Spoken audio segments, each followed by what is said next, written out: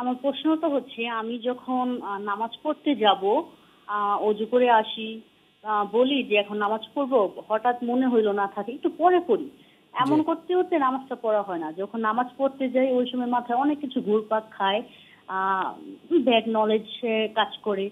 তারপর হচ্ছে আমি নামাজ যখন পড়ি, ওই কয় রাকাত পড়ছি ওইটাই মনে থাকে না মাঝে মাঝে। এই ক্ষেত্রে আমার করণীয়টা কি আসলে, মানে আমি বুঝতে পারতেছি না। নিশ্চয়ই শুনেছেন। আপনি আমাদের সঙ্গেই থাকুন, আমরা আলোচনা করব। সম্মানিত জি, শাইখের কাছে যাচ্ছি। নামাজ কয় রাকাত হচ্ছে, অনেকেই রাকাত সংখ্যা ভুলে মনে যায়। রাখতে পারেন না, সেক্ষেত্রে কি করণীয় মোহতারাম? এ ব্যাপারে রসুল্লাহ সাল্লাহ আলী ওয়াসাল্লাম যে হাদিস রয়েছে হলো 4 অথবা 3 সাপোজ, যেটা কম, প্রথমে যেটার প্রতি একিন বেশি লাগে জি ওইটা গ্রহণ করবে, অথবা যেটা সবচেয়ে কম, যেটা সন্দেহের কোনো সম্ভাবনা নাই, কমটা গ্রহণ করে বাকিটা আদায় করবে, আর লাস্টে একটা সোসেজটা দিবে।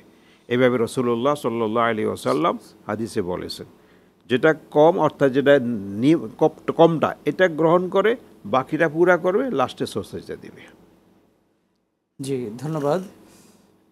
তারপরে এখানে আরেকটি প্রশ্ন, সেটি হচ্ছে মেয়েদের বিয়ে হচ্ছে না, ছেলেপক্ষ আসে দেখে কিন্তু বিয়ে হচ্ছে না, সেক্ষেত্রে কি আমল করতে পারি বা কি করণীয়? সেই ক্ষেত্রে নির্ধারিত কোনো কোরআন সুন্নাহ এইভাবে নির্ধারিত কোনো আমল নেই, বরং সেক্ষেত্রে আল্লাহ পাকের কাছে দোয়া করা ছাড়া আর বিকল্প কিছু নেই। এবং দোয়া বিশেষ করে যে সময়গুলিতে দোয়া বেশি কবুল করেন আল্লাহ পাক, সেই বেশি সময়গুলিতে বেশি বেশি দোয়া করবে আল্লাহ পাকের দরবারে।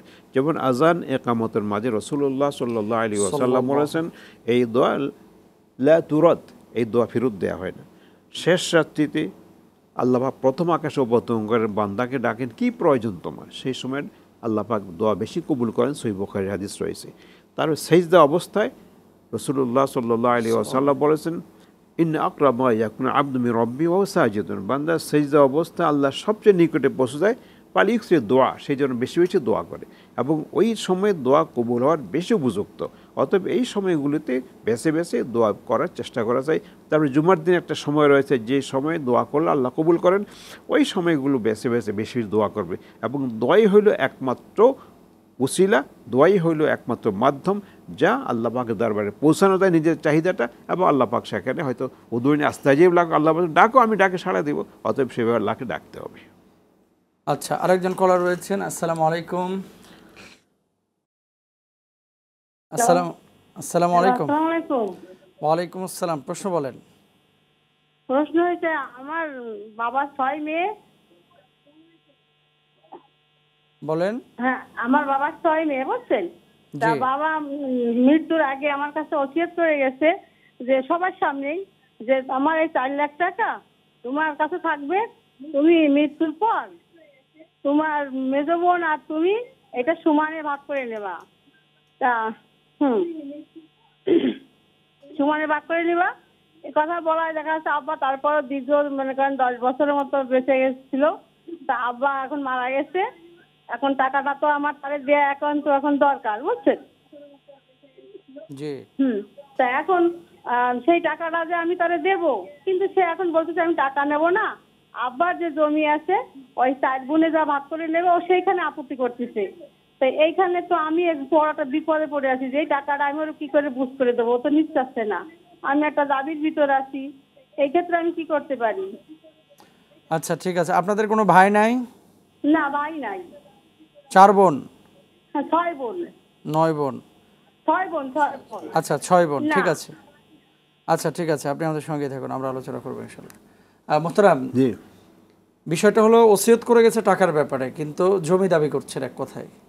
তো সেক্ষেত্রে এখন মাসালাটা কি হবে? আর এক্ষেত্রে ওনাদেরও আপত্তি আছে আর কি, বোঝা যাচ্ছে কথা শুনে।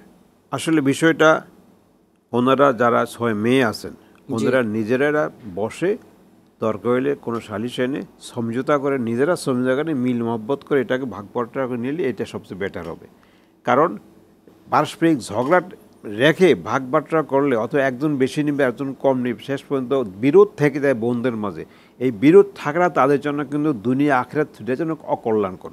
এই জন্য নিজেরা বসে পারস্পরিকভাবে আলোচনার মাধ্যমে সুন্দর একটা সমাধান তারা করে নেবেন, এটাই হবে সবচেয়ে ভালো।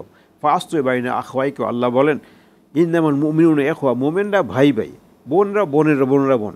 ফার্স্ট বাইনা আখওয়াইকুম, অতএব তাদের মাঝে যেন মীমাংসা করে নিয়ে তারা একমত হয়ে তারা কাজটা করে সুন্দর হবে। কারণ আমি এক পক্ষে বলবো আবার আরেক পক্ষে অসন্তুষ্ট হবে, এটা আসলে সমাধান হবে না।